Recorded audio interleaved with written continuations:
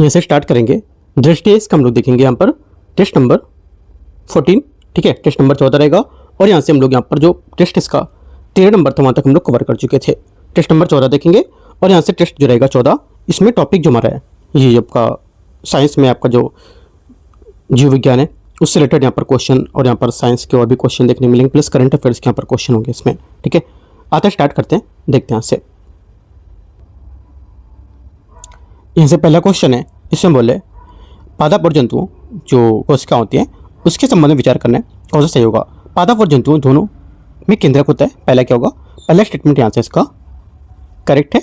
Second, जंतु कोशिकाओं में कोशिका भित्ति नहीं होती है, ये बोला क्या होती है, तो गलत हो जाएगा, ठीक है। आगे तीसरा है हरित लवक क्लोरोप्लास्ट की केवल पादप की कोशिकाओं में पाया जाता है, ये बात करेक्ट है। 1 और 3 इसका सही हो जाएगा, पहले का आंसर 1 और 3 सी। क्वेश्चन नंबर 2, कोशिकांग और यहाँ पर इसके कार्य क्या होंगे, देखते हैं। सेकंड नंबर, कोशिकांग इसके कार्य क्या है, पहली बात है केंद्रक, केंद्रक का क्या होगा, केंद्रक जो आपका ये हो जाएगा कोशिका के नियंत्रण केंद्र को लेकर के, ठीक है। उसके बाद सूत्रकणिका, सूत्रकणिका क्या होगी, ये हो जाएगा कोशिका का पावर हाउस। अगला है तीसरा राइबोसोम, राइबोसोम क्या होगा, राइबोसोम आपका हो जाएगा यहाँ से कोशिका की प्रोटीन फैक्ट्री। लाइसोसोम कोशिका की आत्मघाती से थैली, आंसर यहाँ से दूसरे का बी करेक्ट है। क्वेश्चन नंबर 3 है, नीचे दिए गए विकथन और कारण है, देखते हैं। डीएनए को अधिकांश जीवों का आनुवंशिक पदार्थ कहा जाता है, तीसरे का पहला स्टेटमेंट यहाँ से क्या है, तीसरे का पहला स्टेटमेंट यहाँ से सही है, पहला स्टेटमेंट यहाँ से क्या होगा सोचो। देखो जो पहली बात है इसकी कि डीएनए को अधिकांश जीवों में आनुवंशिक पदार्थ कहा जाता है, पहला यहाँ से करेक्ट हो जाएगा। दूसरी बात है डीएनए आनुवंशिक जानकारी को संग्रहित करता है और इसे एक पीढ़ी से दूसरी पीढ़ी तक क्या करता है, पहुंचाता है, दोनों बातें यहाँ से करेक्ट हो जाएंगी। तीसरे का आंसर 1 और 2, आंसर क्या होगा, व्याख्या भी कर रहा है तो डी करेक्ट हो जाएगा यहाँ से। क्वेश्चन नंबर 4 है, डीएनए और आरएनए के संबंध में विचार करना है, कौन सा सही होगा। डीएनए में थायमिन होता है, चौथे का पहला स्टेटमेंट यहाँ से क्या होगा, चौथे का पहला स्टेटमेंट यहाँ से करेक्ट है। सेकेंड, आरएनए में यूरेसिल होता है, सेकेंड बात भी यहाँ से करेक्ट हो जाएगी। तीसरा, डीएनए में थायमिन और यूरेसिल दोनों उपस्थित होते हैं, ये बात गलत है, ठीक है, क्योंकि यहाँ पर डीएनए में base adenine A, thymine T, guanine G और साइटोसिन सी ये यहाँ पर होंगे, ठीक है, इस वजह से तीसरा गलत हो जाएगा, आंसर 1, 2 करेक्ट है तो ए नंबर। क्वेश्चन नंबर 5 है, अभिकथन और कारणार्थ समजात गुणसूत्रों में युग्म, समजात गुणसूत्र युग्म में पाए जाते हैं, पहली बात 5वें का स्टेटमेंट यहाँ से क्या होगा, 5वें का पहला स्टेटमेंट यहाँ से करेक्ट है, सही है।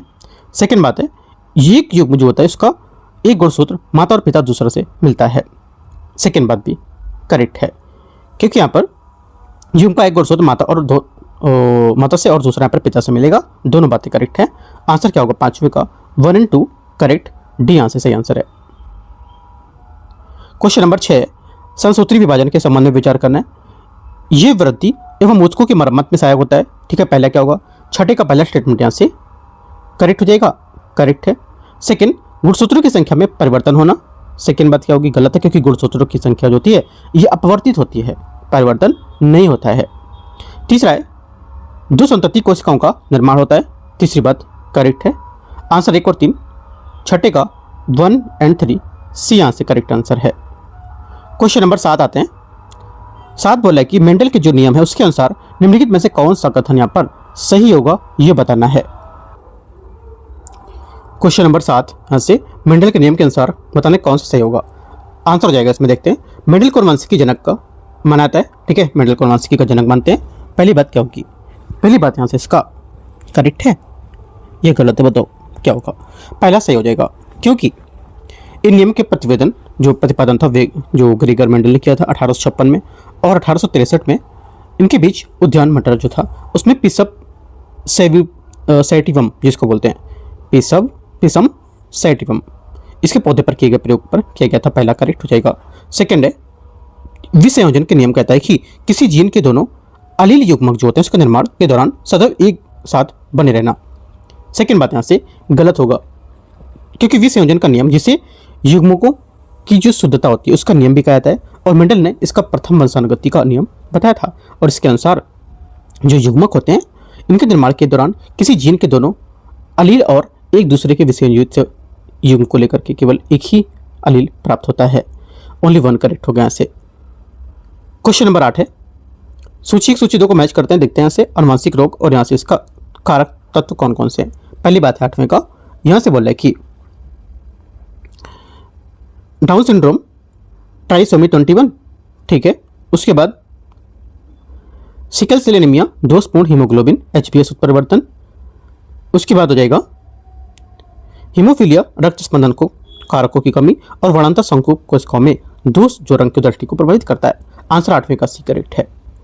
क्वेश्चन 9, निम्नलिखित में से कौन सा सही सुमेलित है, कौन सा सही सुमेलित है बताना है। करेक्ट आंसर 9 का हो जाएगा यहाँ पर गर्भ निरोधक विधि और यहाँ पर उदाहरण। करेक्ट आंसर 9 का जो सही है यहाँ से ये हो जाएगा मौखिक गर्भ निरोधक गोली सहेली, इसका करेक्ट आंसर है, ये यहाँ से करेक्ट होगा, ठीक है। आगे आते क्वेश्चन नंबर 10।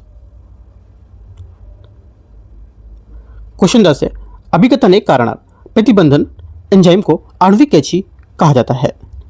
पहला क्या होगा, पहला स्टेटमेंट यहाँ से इसका 10वीं का सही हो जाएगा, 10वीं का पहला स्टेटमेंट करेक्ट है। सेकंड बात है, ये डीएनए अणु को विशिष्ट पहचान स्थलों पर काटते, ठीक है, ये भी बात करेक्ट है। तो पहचान स्थल करेंगे, उसके बाद यहाँ पर काट के उसको एडिटिंग करते हैं, दोनों बातें सही है। 10वीं का आंसर 1 और 2 डी। क्वेश्चन 11, निम्नलिखित में से कौन सा कथन सही है। डॉली भेड़ का क्लोन वर्ष 1996 में बनाया गया था। पहली बात 11वीं का स्टेटमेंट यहाँ से करेक्ट हो जाएगा। सेकंड बात है, क्लोनिंग द्वारा आनुवंशिक रूप से समान जीव उत्पन्न किए जाते हैं और आनुवंशिक अभियांत्रिकी में डीएनए का संशोधन किया जा सकता है। तीनों बातें यहाँ से एकदम करेक्ट है। 11वीं का आंसर 1, 2, 3 डी करेक्ट आंसर होगा। क्वेश्चन 12, सूची 1 सूची 2 को मैच करते हैं। यकृत 12 नंबर है। यकृत है आपका, ये क्या होगा, ये हो जाएगा आपका पित्तरस का निर्माण करेगा, ठीक है। सबसे बड़ी आंतरिक ग्रंथि तथा एक महत्वपूर्ण उपापचयी अंग भी है। उसके साथ साथ आगे स्टेटमेंट अग्न्या से कार्बोहाइड्रेट प्रोटीन तथा वसा का पाचन, ठीक है। उसके बाद क्या होगा, ग्रस नली भोजन का अमाशय तक पहुंचाना और अमाशय होता है प्रोटीन को पाचन प्रारंभ होना। करेक्ट आंसर यहाँ से 12वें का बी। क्वेश्चन 13 मानव पाचन तंत्र और उसके जो कार्य हैं उसके बारे में विचार करना है। भोजन का अधिकांश रासायनिक पाचन तथा पोषक तत्व का अवशोषण वृद्धराद्र में होता है। 13 फर्स्ट स्टेटमेंट यहाँ से क्या होगा, करेक्ट है, गलत है, क्योंकि क्षुद्रांत या पाचन का अवशोषण का मुख्य स्थान ये ग्रहणी मध्यांश या शेषांत वह स्थान होता है जहां अधिकांश रासायनिक पाचन पूर्ण होते हैं, तो ये गलत हो जाएगा। अमाशय HCl का स्राव करता है जो पेप्सिन द्वारा प्रोटीन के पाचन के लिए आवश्यक होता है। सेकेंड बात यहाँ से करेक्ट है, ओनली 2 करेक्ट है, आंसर है, ठीक है। अमाशय जो होता है ये जठरस का स्राव करता है और क्या होता है जिसमें निम्नलिखित घटक होते हैं जैसे कि हाइड्रोक्लोरिक पेप्सिन को सक्रिय करता है और सूक्ष्म जीवों को नष्ट करता है तथा अम्लीय पीएच को प्रदान करेगा। क्वेश्चन 14 आते हैं 14, निम्नलिखित में से कौन सा यहाँ पर सही सुमेलित है। सही सुमेलित है 14 में, करेक्ट आंसर क्या होगा, 14 का करेक्ट आंसर हो जाएगा यहाँ से आपका ये केवल दूसरा सही ट्रिप्सिन प्रोटीन का पाचन। 14 का डी यहाँ से करेक्ट आंसर, केवल दूसरा स्टेटमेंट। एमाइलेज क्या होता है, एमाइलेज जो है ये कार्बोहाइड्रेट को पाचन करने वाला एंजाइम होता है, ना कि वसा का पाचन। और लाइपेज क्या होता है, जो लाइपेज है ये वसा के पाचन का प्रमुख एंजाइम है, ना कि स्टार्च का। केवल दूसरा करेक्ट है, आंसर डी। क्वेश्चन नंबर 15 जैव अणुओं के संबंध में विचार करना है, कौन सा सही होगा। पहली बात है, प्रोटीन मुख्यतः शरीर ऊर्जा भंडारण के लिए उत्तरदायी होता है। 15 का पहला स्टेटमेंट यहाँ से 15 का करेक्ट होगा, गलत है। क्यों, क्योंकि प्रोटीन मुख्यतः शरीर के ऊतकों की वृद्धि, मरम्मत तथा रख रखाव के लिए उत्तरदायी होता है और यह ऊर्जा के प्राथमिक भंडारण करने वाले अणु नहीं है।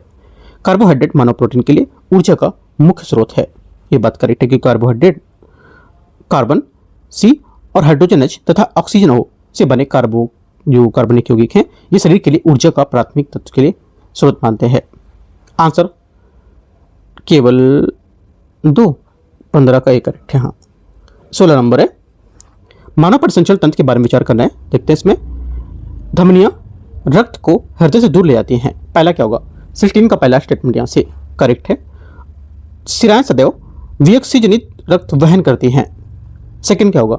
सेकंड यहाँ से गलत है, क्योंकि शिराएं जो होती हैं वे रक्त वाहिका होती हैं जो रक्त को हृदय की ओर ले जाती हैं और समानता वे विऑक्सीजनित रक्त को वहन करती हैं। अपवाद स्वरूप फुफ्फुसनी शिराएं फेफड़ों से ऑक्सीजन रक्त को हृदय तक लाती हैं। करेक्ट आंसर यहाँ से आपका पहला सही है और दूसरा गलत होगा। क्वेश्चन 17 नीचे दिए गए भी कथन और कारण है। बाएं नीले की पेशी भित्तियां दाएं नीले की अपेक्षा अधिक मोटी होती हैं। 17 का पहला स्टेटमेंट यहाँ से करेक्ट हो जाएगा। सेकंड बोला बाएं नीले उच्च दाब पर रक्त को शरीर के सभी भागों में पंप करेगा। सेकंड बात भी करेक्ट है, ठीक है, दोनों बातें सही हैं। और बाएं नीले की भित्ति सबसे अधिक मोटी होती है क्योंकि ये उच्च दाब पूरे शरीर को रक्त को पंप करती रहती है और ये हृदयावरणी से घिरा होता है। आगे आते, दोनों बातें सही, आंसर डी। क्वेश्चन 18 नंबर है। मां धमनी क्या होगा? मां धमनी जो 18 में पहले बात यहाँ पर क्या होगी? करेक्ट हो जाएगी। गलत है पहली बात करेक्ट है, सही है। मां धमनी जो है ये क्या होती है? ये मानव शरीर की सबसे बड़ी धमनी है जो हृदय के बाएं नीले से निकलती है तथा फेफड़ों के छोड़कर शरीर के सभी भागों में ऑक्सीजन प्रवेश करती है। ठीक, करेक्ट हो जाएगा पहली बात। सेकेंड बात है रक्त का हृदय फेफड़ों तक पहुंचाना फुफ्फुसी शिरा। गलत है क्योंकि शिराएं वे शिराएं जो होती है जो रक्त वाहिकाओं को जो रक्त को हृदय की ओर ले जाती हैं और फुफ्फुसी धमनी वह रक्त वाहिका है जो विऑक्सीजनित रक्त को हृदय से फेफड़ों में ले जाती है। इसके विपरीत फुफ्फुसी शिराएं ऑक्सीजन रहित और फेफड़ों में हृदय तक वापस लाती हैं। तो ये गलत होगा सेकंड वाली बात। तीसरी वाली बात है कोशिका गैसों एवं पोषक तत्वों से विनिमय का स्थान होता है। ये बात करेक्ट है। आंसर क्या होगा? आंसर 1 और 3 बी करेक्ट है। मतलब गलत पूछा है ना, गलत होगा तो बी केवल 2। 19 नंबर है। 19 नंबर सूची 1 सूची 2 देखते हैं।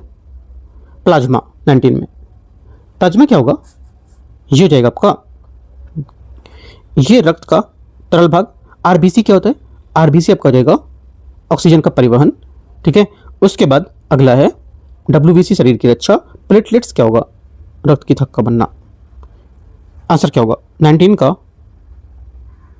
डी करेक्ट है। क्वेश्चन नंबर 20 20 नंबर है। निम्नलिखित में से कौन सा कथन सही है? ए बी रक्त समूह वाला व्यक्ति सार्वभौमिक दाता कहलाता है। 20 का पहला स्टेटमेंट यहां से क्या होगा? पहला स्टेटमेंट यहां से गलत है क्योंकि यहां पर ए बी और रक्त समूह प्रणाली ये रक्त समूह का निर्धारण रक्त कोशिकाओं आरबीसी के सतह पर ए तथा बी के प्रतिजनों में उपस्थिति और अनुपस्थिति के आधार पर किया जाता है। ए होता है रक्त समूह में ए प्रतिजन, बी प्रतिजन, एंटी ए प्रतिपिंड, ठीक है, और एंटी बी प्रतिपिंड। तो जहाँ पर जो ओ है वो रक्त की लाल रक्त कोशिकाओं में ए तथा बी दोनों के प्रतिजन में अनुपस्थित होंगे, इसलिए लाल रक्त कोशिकाओं में आदान के दौरान उसे ग्राही प्रतिपिंडों के दौरान आक्रमण किए गए जाने की संभावना समान कम हो जाती है, ठीक है। तो यहाँ से ओ को सार्वभौमिक दाता कहा जाता है क्योंकि इसमें प्रतिजन नहीं होता है और प्रतिजन बी भी नहीं होता है, आरएच प्रतिजन नहीं होता है, इसलिए इसको सार्वभौमिक दाता कहा जाता है। किसको? ओ को। तो यहाँ से गलत हो जाएगा पहला। सेकेंड बात है ओ रक्त समूह वाले व्यक्ति लाल रक्त कोशिकाओं की सतह पर ए बी प्रतिजन नहीं होते हैं। अभी मैंने आपको बताया ए बी प्रतिजन नहीं होगा, इसमें एकदम करेक्ट है। आंसर क्या होगा? सिर्फ दूसरा सही है। 20वें का आंसर आपका हो जाएगा ए नंबर करेक्ट है। 21 नंबर है रक्तचाप के संबंध में विचार करना है। रक्तचाप को सिग्मेनोमीटर द्वारा मापा जाता है। 21 का पहला स्टेटमेंट यहाँ से करेक्ट हो जाएगा। सेकेंड सिस्टोलिक दाब वह न्यूनतम दाब होता है जो नीले के शिथिलन के दौरान दर्ज किया जाता है। सेकेंड गलत है क्योंकि रक्त दाब 2 घटक होते हैं, सिस्टोलिक दाब और डायस्टोलिक दाब। सिस्टोलिक दाब पर अधिकतम दाब होता है जो नीले के संकुचन के समय धमनियों की दीवारों पर पड़ता है, ठीक है। आंसर ए करेक्ट है। क्वेश्चन नंबर 22 है श्वसन के दौरान वायु से गुजरने वाले सही यहाँ पर क्रम क्या होगा? इसका सही क्रम हो जाएगा ग्रसनी ब्रोंकाई, राइट। उसके बाद क्या होगा? ग्रसनी ब्रोंकाई होगा? नहीं, ग्रसनी तो होगा। उसके बाद क्या होगा? ग्रसनी के बाद आपका हो जाएगा श्वास नली होगा, ठीक है। उसके बाद ब्रोंकाई होगा, उसके बाद आपका एल्वियोली आएगा। 4 1 2 3 22वें का बी करेक्ट है। क्वेश्चन 23 आते हैं। अभिकथन एक कारण एल्वियोली गैसों के विनिमय के लिए वृहद वृष्टि क्षेत्र प्रदान करता है। पहला क्या होगा? 23 का पहला स्टेटमेंट यहाँ से सही है। 23 का पहला स्टेटमेंट यहाँ से करेक्ट करेक्ट करेक्ट हो जाना चाहिए करेक्ट। पहली बात यहाँ से 23वीं का करेक्ट है, ठीक है, सही बता रहा है। दूसरी बात है एल्वियोली की भित्ति पतली होती है और वे रक्त कोशिकाओं से जाल से घिरी होती है। सेकंड बात भी इसकी करेक्ट है, क्योंकि जो एल्वियोली होती है इसकी भित्तियां अत्यंत पतली होती है, इसमें विसरण दूरी काफी कम हो जाती है, जिसके कारण ऑक्सीजन तथा कार्बन डाइऑक्साइड का वायु और रक्त के बीच तीव्र गति से आदान प्रदान हो पाता है। और ये स्वस्थ वयस्क फेफड़ों में लगभग 300 मिलियन एल्वियोली होती हैं। और गैसीय विनिमय के प्रभाव बनाने के लिए इनका कुल पृष्ठीय क्षेत्रफल करीब 70 से 100 वर्ग मीटर होता है। आंसर आपको याद रखना है, दोनों करेक्ट हैं, डी, ठीक है। क्वेश्चन नंबर 24 है फेफड़ों के संबंध में विचार करना है कौन सा सही होगा। डायफ्राम श्वसन के भाग में या श्वसन में भाग में लेने वाली प्रमुख मांसपेशी होती है। पहली बात 24 का स्टेटमेंट यहाँ से क्या होगा, करेक्ट है, करेक्ट है, सही बात है, 24 का पहला सही है, क्योंकि डायफ्राम एक मांसपेशी जो श्वसन और उच्च श्वसन अंदर सांस लेने वाले बाहर निकालने वाले में मदद करेगी। सेकंड बात है ऑक्सीजन रक्त प्रवेश करती है, जबकि ऑक्सीजन रक्त में प्रवेश करती है, जबकि कार्बन डाइऑक्साइड श्वसन रक्त नली से बाहर निकलती है। सेकंड बात गलत है, क्योंकि फेफड़ों में गैसों का जो विनिमय होता है ये एल्वियोली में होता है, ना कि ट्रैकिया में, राइट। तो ये गलत होगा, क्योंकि ऑक्सीजन एल्वियोली से रक्त में विसरित होती है और कार्बन डाइऑक्साइड रक्त में एल्वियोली में विसरित होती है। तो आंसर क्या होगा, डी करेक्ट है, केवल एक। 25 सूची 1 सूची 2 को मैच करना है, देखते हैं। वृक्क क्या होगा, वृक्क आपको हो जाएगा रक्त को छानता है और मूत्र का निर्माण करता है, ठीक है। 25 का ये क्या हो जाएगा, पहला हो जाएगा। उसके बाद वृक्काणु क्या होता है, वृक्काणु आपका हो जाएगा, वृक्काणु जो हो जाता है ये आपका वृक्क की क्रियात्मक इकाई मूत्रवाहिनी जो होता है ये क्या होगा, ये हो जाएगा आपका जो मूत्र के वृक्क को मूत्राशय तक ले जाना। और मूत्र मार्ग क्या होगा, ये आपको हो जाएगा 2 इसके शरीर से बाहर ले जाना। करेक्ट आंसर 25 का सी करेक्ट है। 26 नंबर है मानव शरीर में संयोजी जो ऊतक होते हैं उसके संबंध में विचार करना है, कौन सा अस्थि को अस्थि से जोड़ता है। करेक्ट आंसर 26 का हो जाएगा, सही आंसर यहाँ से ये जोड़ेगा स्त्रियायुबंधन, है ना, इंग्लिश से बोल सकते हो, लिगामेंट इसका आंसर होगा। बी नंबर क्या होगा 26 का सही आंसर है, क्योंकि यहाँ पर जो स्त्रियायुबंधन है मजबूत और लचीले संयोजी ऊतक के बैंड होते हैं जो जोड़ों और अस्थि को एक दूसरे से जोड़ते हैं। ये स्थिरता प्रदान करते हैं और गतिशीलता को अनुमति देते हैं, ठीक है। 27 आते हैं तंत्रिका तंत्र का कौन सा भाग अधिकांश सरल प्रतिवर्ती क्रियाओं की प्रतिवर्ती केंद्र के रूप में काम करता है। 27 का आंसर हो जाएगा ये मेरुरज्जु, इसका सही आंसर है। मेरुरज्जु अधिकांश सरल प्रतिवर्ती क्रियाओं के प्रतिवर्ती केंद्र के रूप में काम करते हैं तथा चेतन नियंत्रण में बिना तीव्र स्वचालित क्रिया उत्पन्न करते हैं। B correct 27। 28 नंबर है मानव मस्तिष्क का निम्नलिखित में से कौन सा भाग मुख्य रूप से चिंतन, स्मृति, बुद्धिमत्ता तथा ऐच्छिक क्रियाओं के लिए उत्तरदायी होगा। 28 का करेक्ट आंसर क्या होगा, 28 का सही आंसर यहाँ से हो जाएगा सी करेक्ट है, प्रमस्तिष्क इसका सही आंसर हो जाएगा, ठीक है। प्रमस्तिष्क का सबसे बड़ा भाग तथा चिंतन, स्मृति, बुद्धिमत्ता, अधिगम, तर्क शक्ति, संवेगों संबंधी और अनुभूति तथा ऐच्छिक गतिविधियों का नियंत्रण करता है। और मस्तिष्क जो होता है ये शरीर की संतुलन, मुद्रा तथा मांसपेशियों के समन्वय को नियंत्रित करेगा। और मेडुला क्या होता है, मेडुला जो ऑब्लिंगोटा है ये श्वसन, उल्टी हृदय गति तथा रक्तचाप जैसी जो अच्छी क्रिया होती है उसको नियंत्रित करेगा। आगे 29 नंबर निम्नलिखित में से कौन सी तंत्रिका तंत्र की संरचनात्मक और कार्यात्मक इकाई है। 29 का सही आंसर हो जाएगा यहाँ से तंत्रिका कोशिका, इसका करेक्ट आंसर होगा।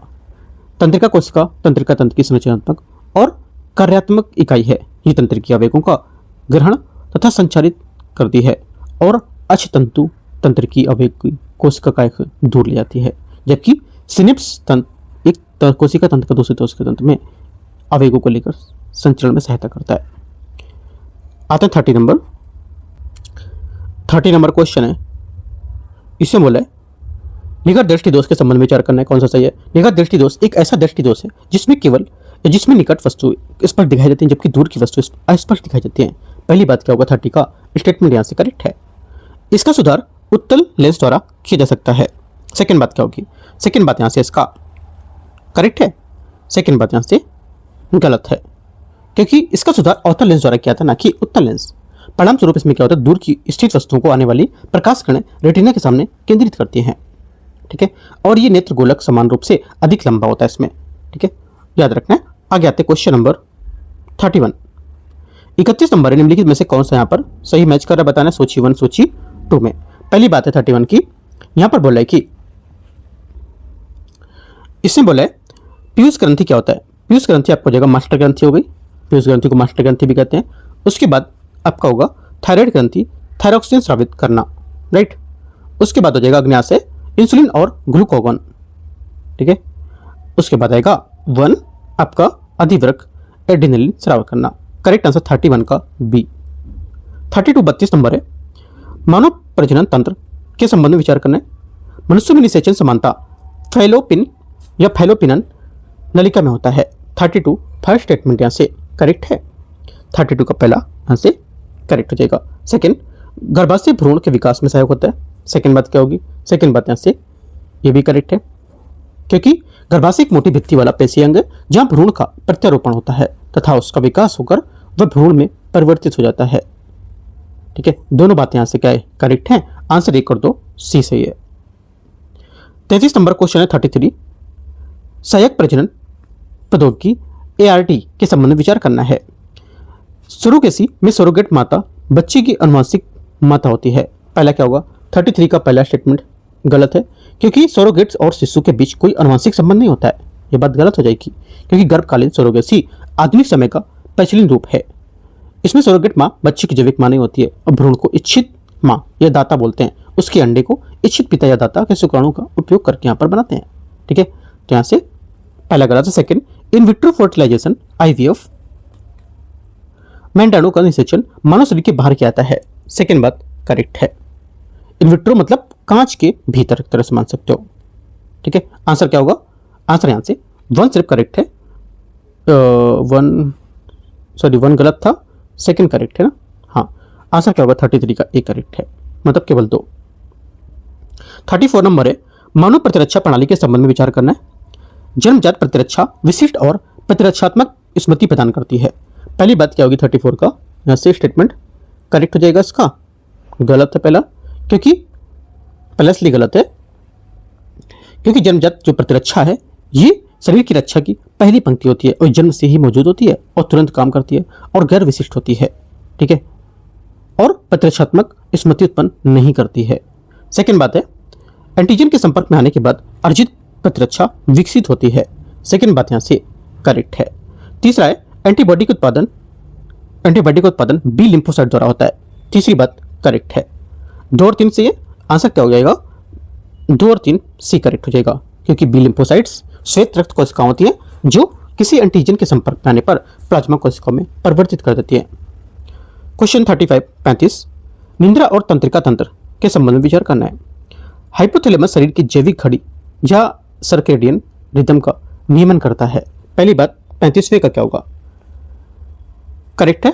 सेकंड, मेलाटोनिन निंद्रा जागरण चक्र का समकालीनकरण सहायता करता है। सेकंड बात भी यहाँ से करेक्ट होगी। ठीक है, दोनों बातें करेक्ट हैं। आंसर क्या होगा 1 और 2 सी। 36 नंबर है 36, विकिरण और मानव शरीर के संबंध में विचार करना है। आयनकारी विकिरण मानव कोशिकाओं के DNA को क्षतिग्रस्त कर सकता है। 36 फर्स्ट स्टेटमेंट यहाँ से करेक्ट है। विकिरण के सभी रूप हानिकारक होते हैं, चाहे उनकी मात्रा कितनी भी हो। ऐसा नहीं है, क्योंकि सभी प्रकार के विकिरण हानिकारक नहीं होते हैं, राइट। और विकिरण जैविक प्रभाव, विकिरण के प्रभाव और उसके प्रकार, मात्रा, जोखिम की अवधि और प्रभावित जो शरीर होते हैं उसके अंग पर निर्भर करते हैं। ठीक है, तो सिर्फ पहला करेक्ट है, दूसरा गलत हो जाएगा। आंसर क्या होगा, 1 करेक्ट है। क्वेश्चन नंबर 37 है 37, मैच करना है ए और बी को, मतलब 1 और 2 मैचिंग को, विटामिन और उसके नाम। पहला है विटामिन ए, ये तो ज़्यादातर आपको याद हो गए क्वेश्चन करते करते, बहुत बार क्वेश्चन पूछा गया है। क्या होगा इसमें देखते हैं। पहले यहाँ पर है विटामिन ए। विटामिन ए क्या होगा, रेटिनॉल। विटामिन ए का हो जाएगा आपका रेटिनॉल। विटामिन डी कैल्सीफेरॉल, हाँ कैल्सीफेरॉल। Vitamin E tocopherol. ठीक है, विटामिन के क्विनोन, फाइलोक्विनोन। करेक्ट आंसर 37 सी। 38 नंबर आते हैं 38 नंबर क्वेश्चन। 38 नंबर है, सूची 1 सूची 2 को फिर से मैच करना है, विटामिन और यहाँ पर इसके हीनताजन्य रोग बता रहा है कौन कौन से होंगे। 38, ये तो फंसाने वाला चीज़ दे दिया ना, फंसाने वाली, बल्कि ये सरल है, वो ऊपर वाला फंसाने वाला था। देखते हैं थायमिन क्या होगा, थायमिन B1 है ना, थायमिन B1 आपको क्या हो जाएगा, ये बेरी बेरी, हाँ ठीक है, बेरी बेरी, बी से बेरी बेरी होता है। B3 क्या होगा, B3 niacin pellagra. Vitamin B9 folic acid folate या मेगाब्लोस्टिक एनीमिया। और विटामिन सी पता है इसका भी।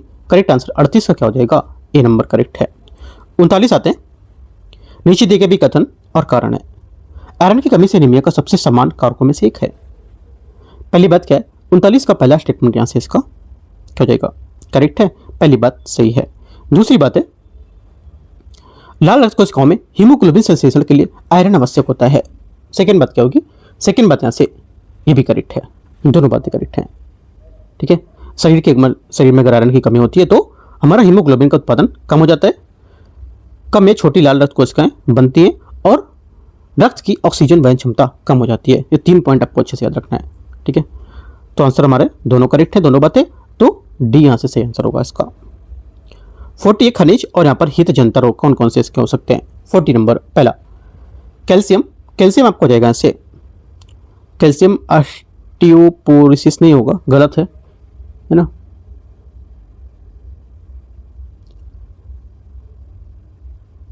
क्योंकि क्या पूछा है इसमें, अच्छा ये सही होगा, पहले कैल्शियम जो होगा, ऑस्टियोपोरोसिस सही होगा, ऑस्टियोपोरोसिस या रिकेट से बोल सकते हैं, करेक्ट है।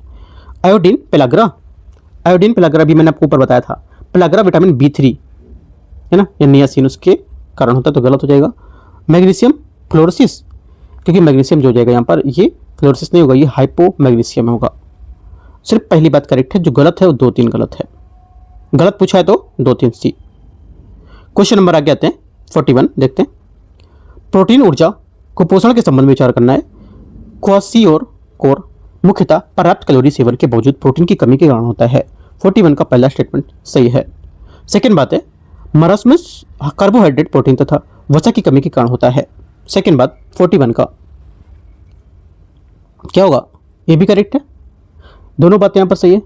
ठीक है, आंसर यहाँ से क्या होगा, 41 का सी करेक्ट आंसर होगा, क्योंकि यहाँ पर क्वासियोर प्रोटीन ऊर्जा कुपोषण मतलब PEM इसका शॉर्ट फॉर्म है, इसको एक गंभीर रूप से जो मुख्यतः प्रोटीन की कमी के कारण होता है, और जबकि कैलोरी का सेवन पर्याप्त अथवा केवल थोड़ा कम हो सकता है। ये समानता दुग्धपान को छुड़ाने और बच्चों में तब होता है जब उनका आहार कार्बोहाइड्रेट समृद्ध किंतु प्रोटीन की दृष्टि से अल्प होता है। सही आंसर सी। 42-42 अभिकथन है कारणार प्रशीतन खाद्य पदार्थों की भंडारण अवधि में वृद्धि करता है। पहली बात 42 का क्या होगी, 42 का पहला स्टेटमेंट यहां से करेक्ट है, पहली बात यहां से इसकी सही हो जाएगी। ठीक है, दूसरी बात है, निम्न तापमान सूक्ष्म जीवों की वृद्धि तथा गुणन की गति को कम कर देता है। सेकेंड बात ये भी करेक्ट है, दोनों बातें करेक्ट है, क्योंकि सूक्ष्म जीव की वृद्धि तथा गुणन की गति को धीमा कर देना, राइट, और खाद्य पदार्थों के अपघटन के लिए उत्तरदायी एंजाइम की सक्रियता को कम कर देना, और खाद्य पदार्थों का क्षय के कारण बनने वाली जो रासायनिक अभिक्रियाएं इसको विलंब कर देता है। ठीक है, आंसर क्या होगा, डी करेक्ट है, यहाँ से दोनों बातें सही, इसकी व्याख्या भी करता है। 43 है, निम्नलिखित में से कौन सा रोग जीवाणु के कारण होते हैं। 43 का आंसर हो जाएगा जीवाणु के कारण होने वाले रोग। करेक्ट आंसर एक तो तपेदिक, हैजा, टाइफाइड, निमोनिया। ठीक है, ये हमारे जीवाणु मतलब बैक्टीरिया। ठीक है, आंसर यहाँ से 43 का डी करेक्ट है। 44 है, रोगों के संबंध में विचार करना है कौन सा सही होगा। रेबीज विषाणु के कारण होता है। 44 पहला स्टेटमेंट यहाँ से क्या होगा, पहला स्टेटमेंट करेक्ट है। जापानी इंसेफेलाइटिस प्रोटोजुआ के कारण होता है। सेकेंड बात यहां से गलत है।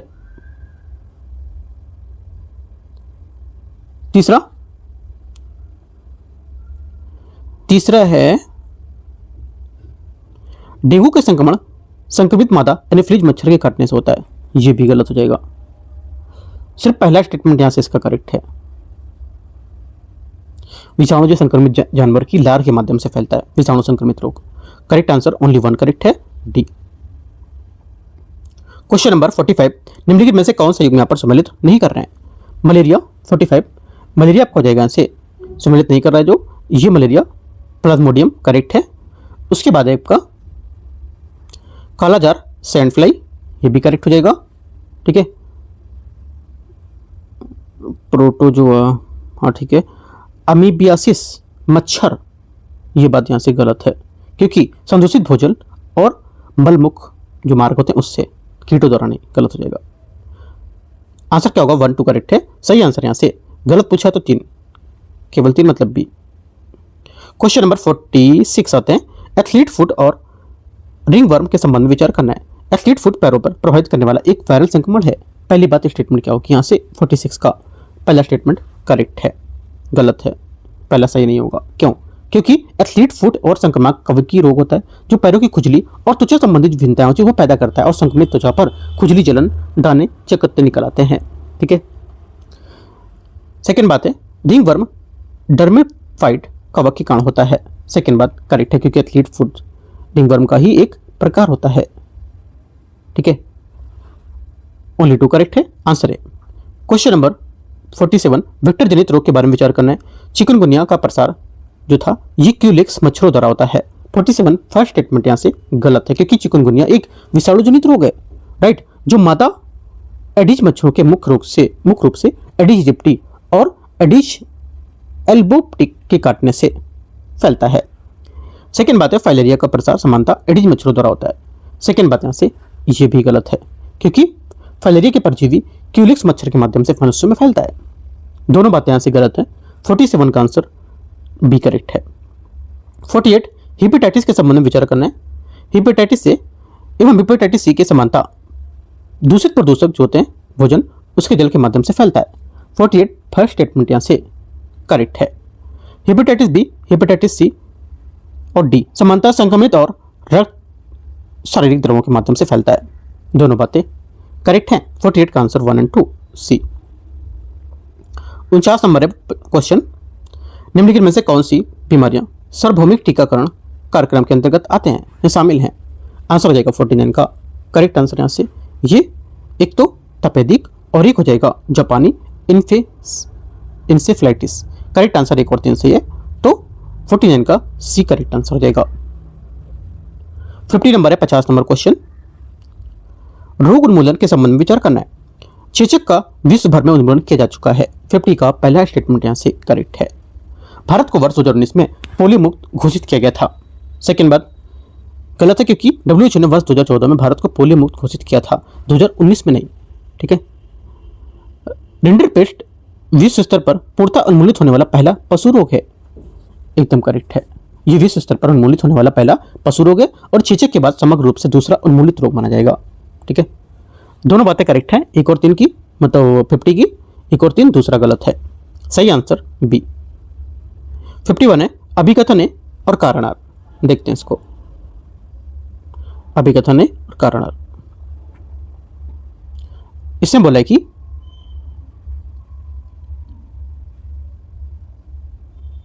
इसमें क्या बोला है देखते हैं। हाँ, कैंसर की कोशिकाओं को नष्ट करने के लिए रेडियोथेरेपी का उपयोग किया जाता है। 51 पहला स्टेटमेंट यहां से क्या, पहला स्टेटमेंट यहां से करेक्ट है, सही है। सेकेंड बात है ये कैंसर की कोशिकाओं पर आक्रमण करने के लिए प्रतिरक्षा को सक्रिय करती हैं। गलत है ये बात क्या हो जाएगी, गलत हो जाएगी। क्यों?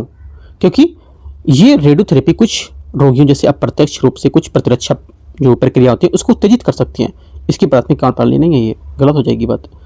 ओनली 1 करेक्ट है। सही आंसर 51 का सी करेक्ट है।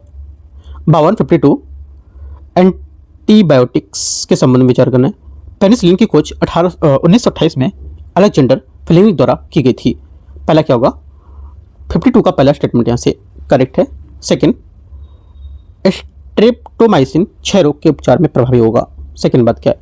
सेकंड बात यहाँ से ये भी करेक्ट है, दोनों बातें सही है। आंसर यहाँ से सी करेक्ट है, ठीक है। क्वेश्चन आते 53, निम्नलिखित में से कौन से युग्म यहाँ पर सम्मिलित है? देखते हैं 53 में कौन सा सम्मिलित है। एक तो पहला MRI, चुंबकीय क्षेत्र के रेडियो तरंगे की आती है इसमें। जो चुंबकीय पूरा क्षेत्र होता है वो, है ना।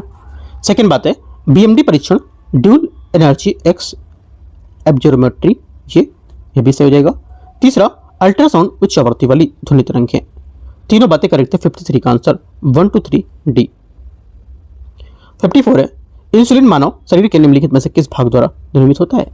करेक्ट आंसर 54 का हो जाएगा। यहाँ से ये निर्मित होता है लैंगरहैंस की कोशिकाओं के गुच्छ में, क्योंकि इंसुलिन एक हार्मोन है जिसका उत्पादन अग्नाशय में स्थित लैंगरहैंस कोशिकाओं की गुच्छ जो होती है उसकी बीटा कोशिकाओं में होता है, और रक्त के ग्लूकोज में स्तर बढ़ने पर इंसुलिन का स्राव होता है और ये कोशिकाओं को रक्त ग्लूकोज में ग्रहण करने में सहायता करता है।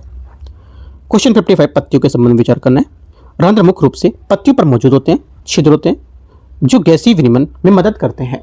पहली बात क्या होगी, 55 का पहला स्टेटमेंट यहां से करेक्ट है, सही है। सेकेंड बात है वाष्पोत्सर्जन मुख्य रूप से रंध्रों के माध्यम से होता है, सेकेंड बात भी करेक्ट है। श्वसन के दौरान गैसों का विनिमय सहायता करेगा और वाष्पोत्सर्जन के माध्यम से जल की जो ह्रास होता है उसको भी नियंत्रित करेगा, और प्रत्येक रंध्र दो रंध्र द्वारा कोशिकाओं में प्रवेशित होता है जो इसके खुलने और बंद होने को नियंत्रित करेगा। 55 का सी।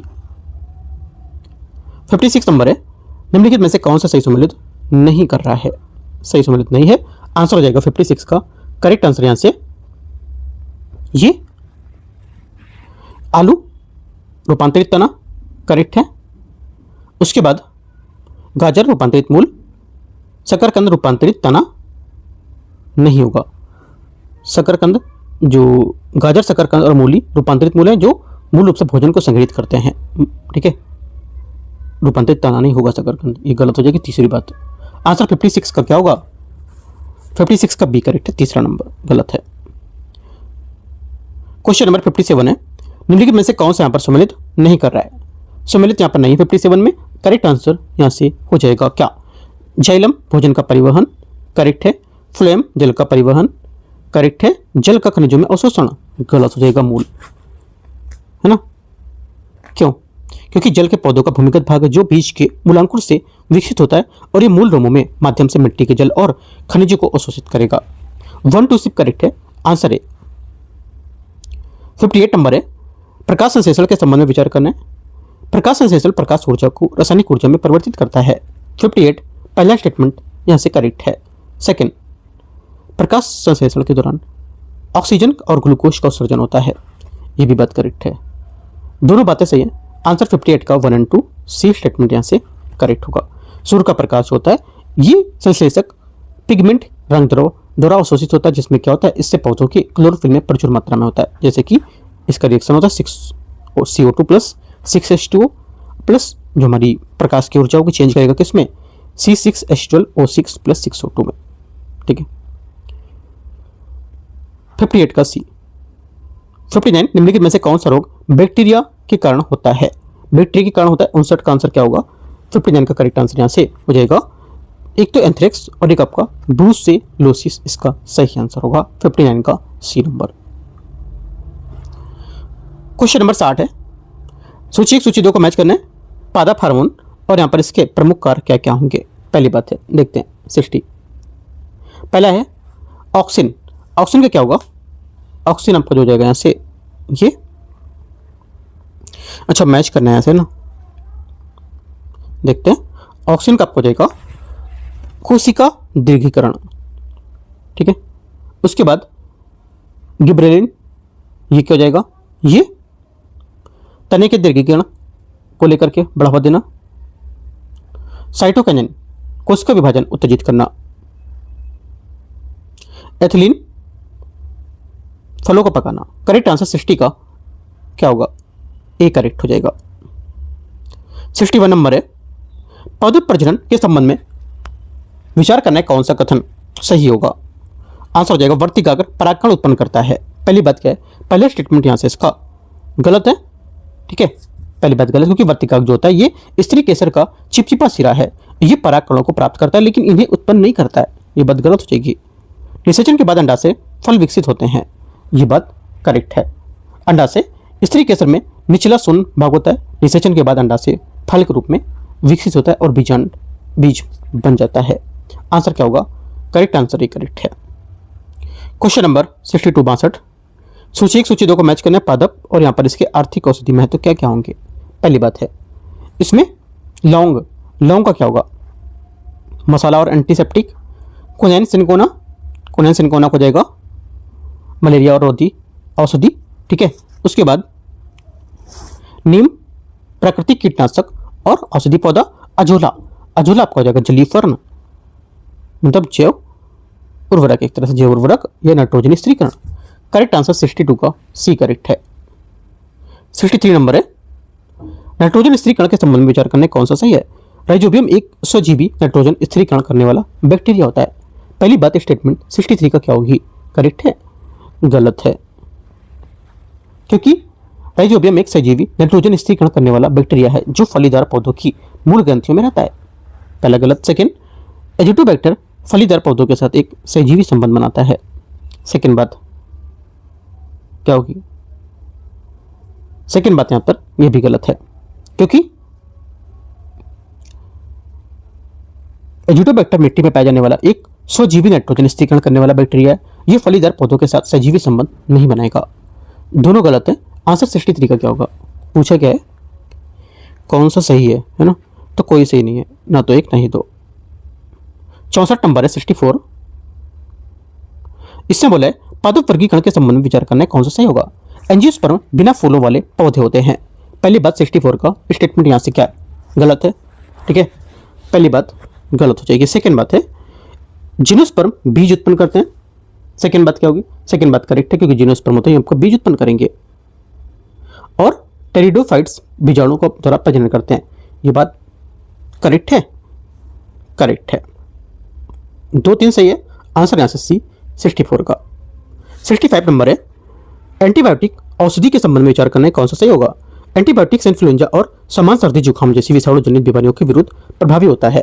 65 का पहला स्टेटमेंट क्या होगा, 65 का पहला स्टेटमेंट यहां से गलत है, क्योंकि एंटीबायोटिक्स केवल जीवाणु के संक्रमण के विरुद्ध प्रभावी होते हैं, ना कि इन्फ्लुएंजा और समान सर्दी जुकाम जैसे विषाणु वायरस का रोग, तो गलत हो जाएगा।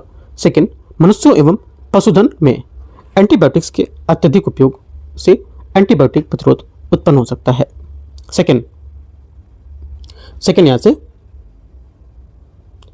करेक्ट हो जाएगा, क्योंकि मनुष्यों में पशुधन एंटीबायोटिक दवाओं का अत्यधिक उपयोग होता है, ठीक है, तो एंटीबायोटिक प्रतिरोध के कारण हो सकते हैं कि वायरल संक्रमण, चिकित्सक द्वारा निर्धारित एंटीबायोटिक उपचार को पूर्ण न करना और स्वचिकित्सा। तो आंसर क्या होगा, सिर्फ दूसरा करेक्ट है, सही आंसर यहां से ए। क्वेश्चन आगे आते हैं 66 नंबर HIV एड्स के संबंध में विचार करना है। HIV एड्स प्रतिरक्षा की CD4 सहायक टी लिम्फोसाइट्स में आक्रमण करता है। पहली बात 66 का स्टेटमेंट करेक्ट है। यह संक्रमित माता के उसके शिशु पर गर्भावस्था, प्रसव अथवा स्तनपान के दौरान संचारित हो सकता है। सेकेंड बात क्या होगी, सेकेंड बात यहां से यह भी करेक्ट है, दोनों बातें यहां से सही है। आंसर 1 और 2 सी। 67 नंबर है निम्नलिखित में से कौन सा युग्म सही सम्मिलित नहीं करते हैं, शब्दावली और अध्ययन के हिसाब से। करेक्ट आंसर 67 को जाएगा, नहीं करते जो ये क्या होगा, एक तो एक थियोलॉजी कीट, एक ये नहीं करेगा, ठीक है, और एक आपको जाएगा यहां से एंटोमोलॉजी मछलियों का, ये यहां पर शामिल नहीं कर रहे, क्योंकि जो एक थियोलॉजी है ये मछलियों का अध्ययन होता है, ना कि कीटों का, ठीक है, और एंटोमोलॉजी जो होता है ये क्या होता है, एंटोमोलॉजी कीटों का अध्ययन करता है, ना कि मछलियों का। बाकी सब सही है। करेक्ट आंसर 67 का बी, जो गलत है। 68 नंबर है 68 नंबर निम्नलिखित में से कौन सा सही सम्मिलित है, नहीं है, आंसर हो जाएगा सही सम्मिलित नहीं है 68 का। करेक्ट आंसर यहां से ये एक तो गेहूं का रत आ विषाणु और रेड रॉट कवक, ये दोनों गलत हैं। सॉरी चौथा गलत नहीं होगा, चौथा सही है।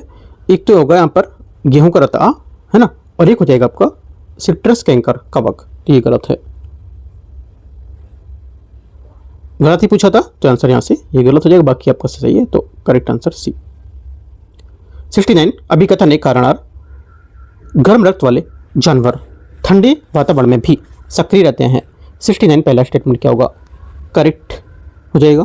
सेकंड, ये चयापचय गतिविधियों के माध्यम से शरीर की आंतरिक तापमान को अपेक्षाकृत स्थिर बनाए रखते हैं, इस वजह से क्या है, दोनों टेम्परेचर में रह सकते हैं।